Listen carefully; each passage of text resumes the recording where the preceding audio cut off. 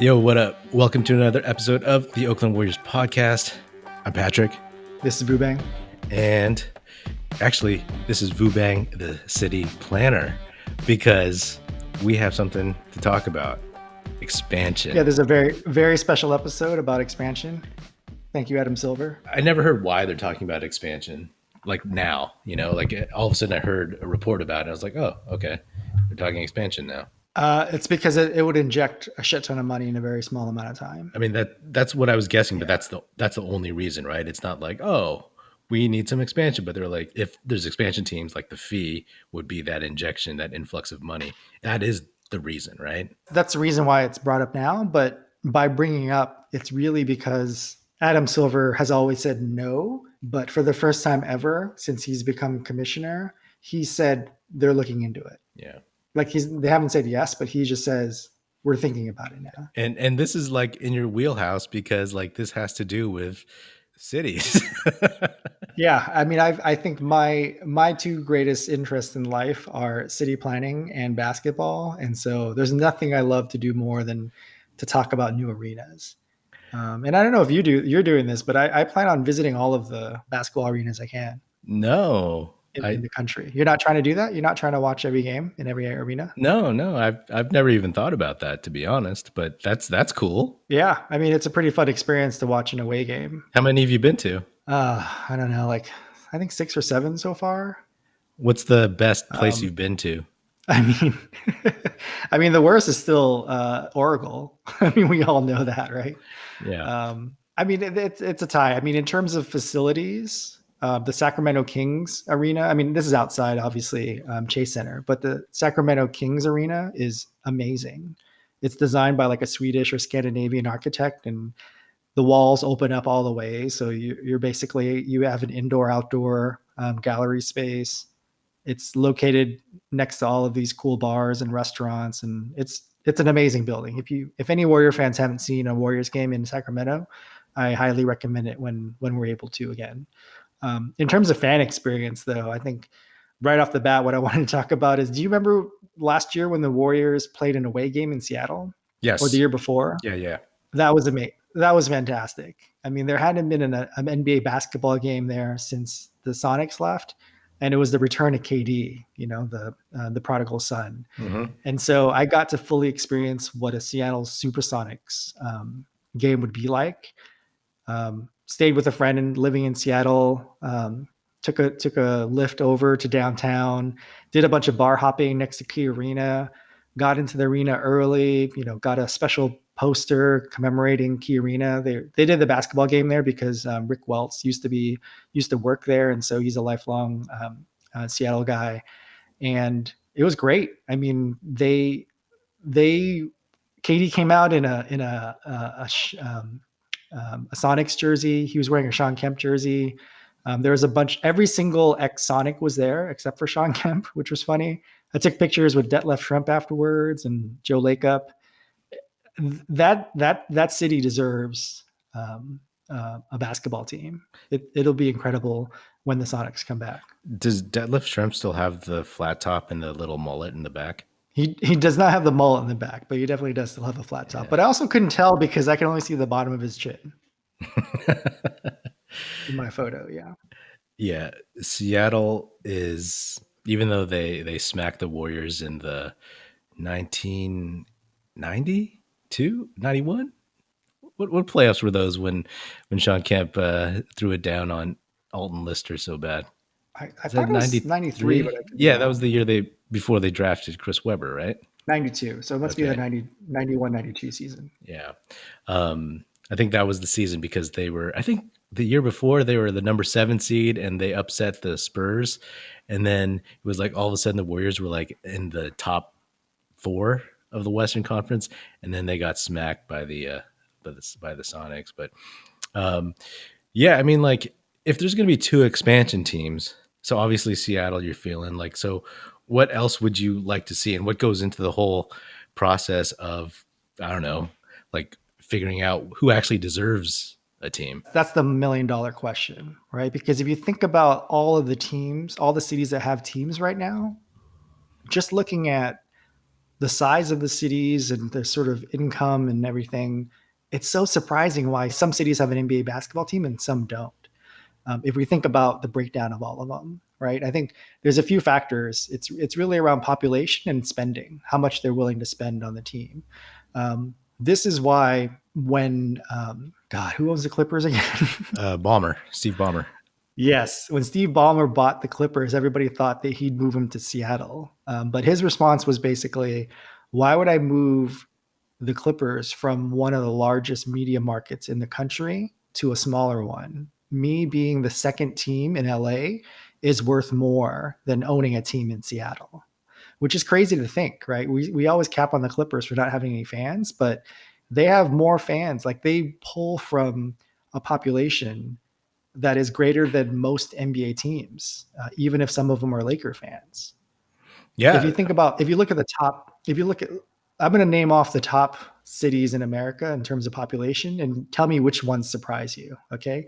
Number one is New York. Number two is LA. So two of the top teams have two teams each, right? Then you have Chicago, Houston. So those are the four largest media markets, right? Then you pull in Philadelphia, and then Phoenix, and then San Antonio. So that's when it ends. That's when when you think about population leading to an NBA basketball team. Number 8 is San Diego. Like we literally took the Clippers from San Diego and moved them to LA. And number 10 is San Jose, which will never have a basketball team because when Joe Lacob bought the Warriors, the NBA said you get the whole Bay Area. Just like the that Giants. was part of the sale. Just like the Giants. Yeah, the whole Giants thing we could talk about even further because I have issues with that as well. But and number 11 is Honolulu, which will never get a team because of travel. Like, can you imagine getting a flight from Toronto to Honolulu? Number 12 is Austin. You can't have, I mean, I guess you can, but 4 teams in one state. Yeah, number 13 is Indianapolis. So Indiana already has a team. Number 14 in Jacksonville. That's why Jacksonville always comes up a lot. Yeah. It's a pretty large city. And number 15 is San Francisco. And yeah, number 16 is Columbus. 17 is Charlotte. Then you start getting into sort of the smaller mid cities. Yeah. Yeah. So out of all those places, sorry, where does Seattle rank? You said they were top 10? No, Seattle's a small city. Yeah. Oh, there we are. They're the 22nd largest city between Memphis and Denver. Huh. They're bigger than Boston.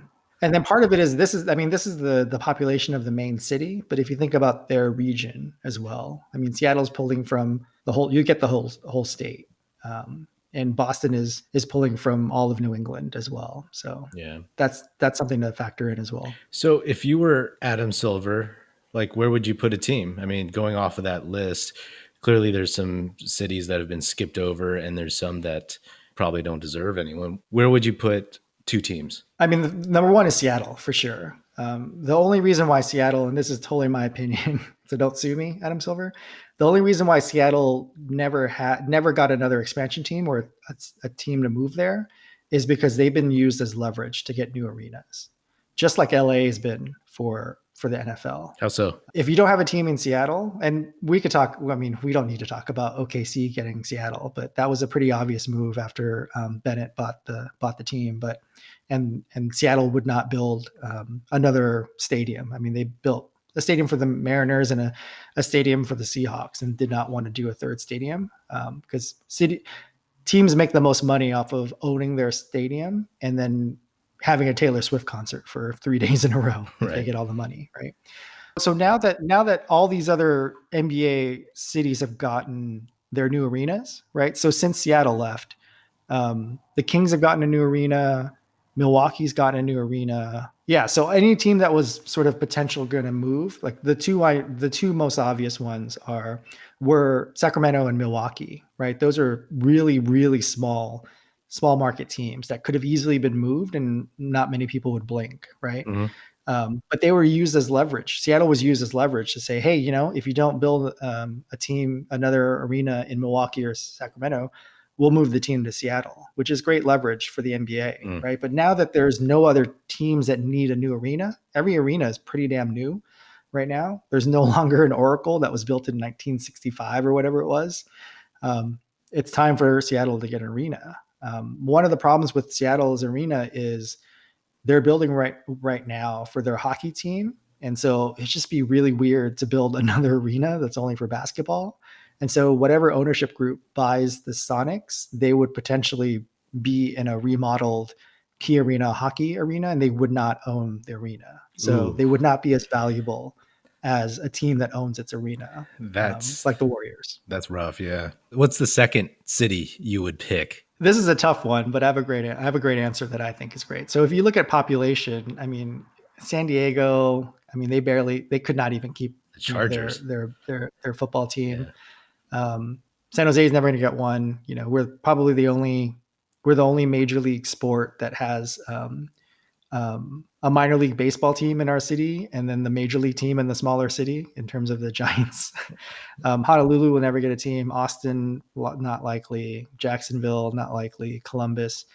My theory is, I mean, this is what everybody's saying too, is really Las Vegas, because Las Vegas has a population that's there, 600,000 people. I mean, if you look at the middle tier number of cities between like 19 and 30, they all have a population around 600 something, including Seattle. So these are the cities that are the size of Denver, Boston, Nashville, Baltimore, OKC, Louisville, Portland, and Vegas is number 30. The great thing about Vegas, can you tell me what you think about the great thing about Vegas is out of all those cities above them? I mean, it's Vegas. Gambling. People go there. I mean, I don't know. There's tons of things, but That's like the greatest. That's the greatest. Let me tell you what the opposite of Vegas is. The opposite of Vegas is when I went to a Milwaukee Brewers baseball game once, right? In Milwaukee against the San Diego Padres, right? When you go into a Dodger Stadium and you're watching a Dodgers game, what percentage of the people are wearing the opposite team, like the Red Sox, or uh, a lot. 20%, 30%, Yeah, yeah, because you have a lot of people 40? in LA from out of town, right? Yeah, guess how many San Diego Padres hats I saw in Milwaukee when I saw the Brewers? Zero. Zero. I Okay. saw zero Padres hats, Yeah. right? Nobody from San Diego is going to Milwaukee Yeah. to watch a Padres game, right? So you end up having to sell all your tickets to local fans. Hmm. What if you had a basketball team in Las Vegas? Everybody goes there. It's a tourist city, so you're going to have people from who are going to plan like their trips to Vegas. Like, oh, like my team is playing there. I'm going to plan around that, or just you'll always have people going. And also, it's close to Los Angeles, and you'll always have people who can't afford Lakers or Clippers tickets or can't even get them. They'll go to Vegas. Yeah, and if you look at cities below Vegas in population, then you get into Albuquerque, Tucson, Fresno, Sacramento, Long Beach, Kansas City, Fresno. Mesa, Virginia Beach, and then Atlanta. Yeah. I mean, Vegas is the obvious choice. There's two setbacks. There's only two things negative about it. The first is that's where we go for summer league, right? That is the summer league place to go. Like it would totally be weird if there was a Las Vegas Rattlesnakes or whatever the hell they name it, and then their season ends and then you go there for summer league. It just would not have the same feel.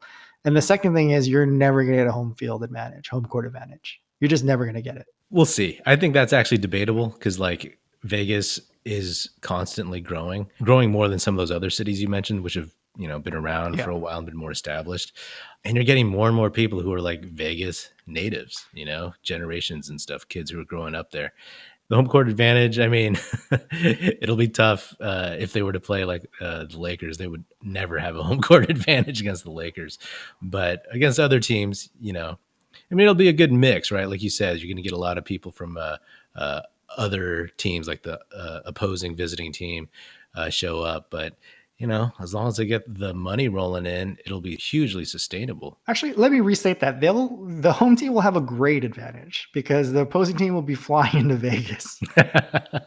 It's the same as like when you're playing the Heat, when you're playing the Lakers, it's the same sort of hangover. Yeah, Literally the hangover, Vegas hangover. unless everyone on your team is like Steph Curry and will just go to his hotel room. Yeah, he's gonna where's Steph? He's over at the chapel.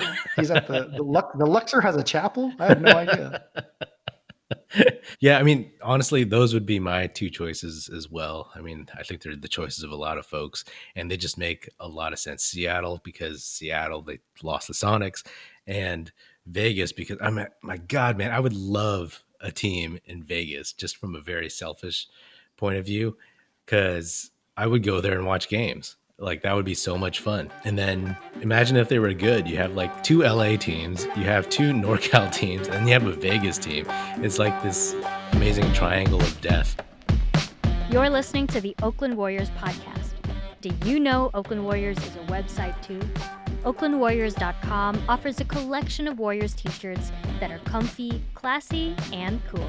Fit for a real Warriors fan like you. Forget basic tees and boring designs. With Oakland Warriors, you can show your team pride with those in the know. I have a shirt from OaklandWarriors.com. It's comfy and soft, and it reps the Dubs in a low-key but fun way. Don't believe me? Check out OaklandWarriors.com and use the code podcast at checkout for a 10% discount. The two best things about getting two more teams to come in right now is the first is the expansion fee that the new owners would have to pay would help make up for a lot of the money that's lost right now during the pandemic and no attendance. I mean, we're talking like a $2 billion fee, right, for an ownership group. They're saying that it can make up for the short term, but in the long term, you're splitting up TV revenue from 30 to 32. So the overall slice is smaller. So it's essentially a loan. But from a competitive advantage point of view, you'll finally get Memphis and New Orleans to be in the East. Yes. I mean, the fact that they're in the West is ridiculous. And sure, Minnesota is still sort of on the border. They're still all central time teams, but it's absurd that they're playing in the West. Like as a child growing up, I had literally thought that teams in the West were actually on the West without knowing, because I knew basketball before I knew geography. Right. Yeah. I think baseball as a kid, I would look at like because it was only 4 divisions before, right? And it was like, wait, that team's all the way over there. So let me ask you, if you were to kind of flip it around and say, like, name me like maybe 3, 4, 5 basketball cities with a team that you think don't deserve a team. I mean, number 1 and number 2, number 3 is the Sacramento Kings, right?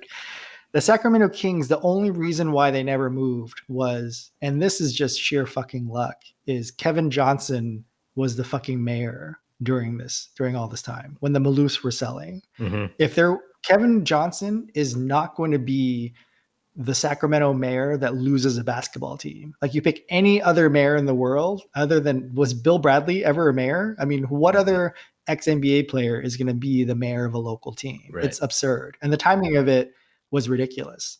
The city of Sacramento spent a shit ton of money that they did not have to build that arena or help build it. I'm not sure what the subsidy was, but I went to Sleep Chain Arena back in the day and it looked like a college gym, like a JUCO basketball court. Mm-hmm. It was crazy because I remember one time yelling at the court and the player heard me and looked back and I was pretty far back. I was like 20, 30 rows up. Did you have a sign? Is this for real? No, I did not have a sign. I'm really glad I went there because at the time it must have been the smallest arena ever. But I mean, the new arena is great. It's quote unquote revitalized all of downtown Sacramento. So if you're into economic development and gentrification, then good for you. Then you'll like the new arena. But they spent a lot of money on it. And Sacramento is just like, on a good day, let's just think about this. If we don't think about geography and how many miles away things are from each other, during Bay Area traffic, it is faster to get from Sacramento to a game in San Francisco or in Oakland than it is for me in San Jose to get to a game, or it is equal distance, right? And so the fact that living in Sacramento or Vacaville or anywhere in between, you can get to a Kings game or a Warriors game faster or as fast as me in San Jose getting to a basketball game in San Francisco is absurd. And so the Kings are way too close to the Warriors. Yeah. And then, I mean, I guess the other ones would be, I mean, I want to say Orlando, but there is a pretty big population there. It's just, they just haven't had the product to keep things going. I mean, New Orleans, just because of sort of New Orleans and Atlanta for the fan base. I mean, you definitely need teams there just because it's for various reasons. Oklahoma City is kind of weird. I think there's a lot of overlap between the population in Oklahoma City going to Dallas. Dallas is really close to Oklahoma City. I feel like the politics of having the New Orleans Hornets at the time playing a few games. Playing a whole season in Oklahoma City led to that, sort of greasing the wheels. But if we were to just randomly choose, I'm not sure if a Midwestern city so close to the Dallas Mavericks would have been the most ideal location. For a while, it was the Bucks. I would always say the Bucks before Giannis was any good, just because of where it's located and the population there. Yeah, I think the Brooklyn Nets is also interesting. It's more of a global team than more of a local team. Mm-hmm. And so it makes sense that they sort of have the Brooklyn brand, and they built a brand new arena in the middle of a gentrifying city, better than sort of the swamp that the Nets were in New Jersey. I don't know if you've seen that arena, but it's sort of like, it looked like an industrial waste site. So that wouldn't have been there for long. But yeah, I feel like the NBA teams, like once you get a team in Vegas and Seattle, it all sort of makes sense. Yeah, I'm totally down for that. You hear that, Adam Silver? Make it happen. What do you think about sort of the quality of the number of players that are good? I mean, I feel like it's not going to dilute. The only people that will be affected are the Chinese basketball teams, right? Yeah, I mean, I think that the talent level worldwide is greater than it was when they expanded, like in the late 80s and early 90s or whatever. So that I would never be too concerned about that. And I just want to say about OKC, it's interesting because I always figured that once they lost, because they came there with KD and Russ, right? And I was like, man, if they didn't have those guys, they would fall apart. But Sam Presti's done an amazing job to ensure that like they build their team the way that only a team in OKC can really build a team, which is through the draft. And I'm like, yo, man, if they get Cade Cunningham, who I don't know where he's from, but at least he plays at OK State, I'd be like, oh, this is stupid. Yeah, I just for me, it's OKC has always been a question mark for me. I mean, I've been to OKC; it's a great little town, but after hearing the rumors around one of the reasons why KD left was when Obama was elected for president, the whole arena booed. I can totally believe that because I was at a Denver Nuggets game at Pepsi Arena when Obama got elected a second time, and half the fans were booing, the other half were cheering, which is a difference between a purple state and a red state. Yep. I would recommend, if you care about this stuff, to go to ESPN's attendance report, which they publish every year. It breaks down the average and total attendance for all the NBA teams, home and away. So in terms of home games, if you're looking at the average attendance, number 1 is Philly, number 2 is Chicago, number 3 is the Mavs. Warriors are all the way down to number 6. If you look at the away games, like road games, guess which teams are 1, 2, and 3? Like, Warriors, Lakers, Bucks. I don't know. Yeah, Lakers, Warriors, Celtics, Raptors. Raptors is interesting. There must be a lot of random Canadians in each of these major cities. But Yeah. and then the bottom in terms of attendance are the Grizzlies, the Nets, the Suns, the Timberwolves. Nets, Suns, Timberwolves, yeah. So, I mean, if you're looking at the average attendance, if it's super low, that's when I guess city teams would be moving. But the Suns and the Nets are not moving anytime soon. The Timberwolves I would watch. They're for sale. They have the 3rd lowest attendance. It's a cold city, cold weather city in the middle of December to watch a basketball game. Yeah. All right, city planner, Vubang, thank you so much. And that takes us to the end of another episode of the Oakland Warriors podcast. Be sure to check us out and subscribe wherever you listen to podcasts, and find us at oaklandwarriors.com. That's it.